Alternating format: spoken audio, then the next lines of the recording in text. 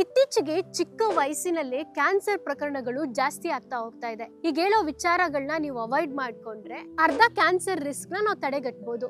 ಒಂದು ಸ್ಟಡಿ ಪ್ರಕಾರ 90,000 ನರ್ಸ್ಗಳು ಏನ್ ಹೇಳ್ತಾರೆ ಅಂತಂದ್ರೆ, ನೀವೇನಾದ್ರೂ ಒಂದು ವಾರದಲ್ಲಿ ಅಬ್ಬಬ್ಬ ಅಂದ್ರೂ 14 ಗಂಟೆ ಟಿವಿಯನ್ನ ನೋಡಿದ್ರೆ ಕ್ಯಾನ್ಸರ್ ರಿಸ್ಕ್ ಜಾಸ್ತಿ ಆಗುತ್ತೆ. ನೆಕ್ಸ್ಟ್ ಆಲ್ಕೋಹಾಲ್ ತುಂಬಾ ಜಾಸ್ತಿ ಕುಡಿತಾ ಇದ್ರೆ ಕಡಿಮೆ ಮಾಡ್ಕೊಳ್ಳಿ, ಬಿಡಕ್ ಸಾಧ್ಯ ಆದ್ರೆ ಬಿಟ್ಬಿಡಿ.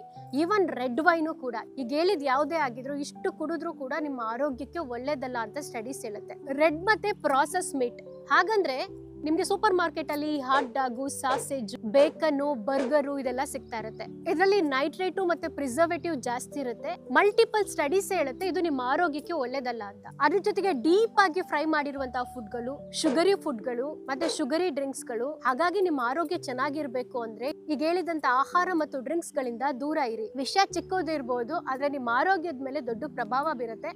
ಗೊತ್ತಿಲ್ಲದೆ ಇರೋ ಫ್ಯಾಮಿಲಿ ಫ್ರೆಂಡ್ಸ್ ಎಲ್ಲರಿಗೂ ಶೇರ್ ಮಾಡಿ, ಸೇವ್ ಮಾಡ್ಕೊಳ್ಳಿ. ತಪ್ಪದೆ ನಮ್ಮ ಪೇಜ್ ಅನ್ನು ಕೂಡ ಫಾಲೋ ಮಾಡಿ. ಧನ್ಯವಾದಗಳು.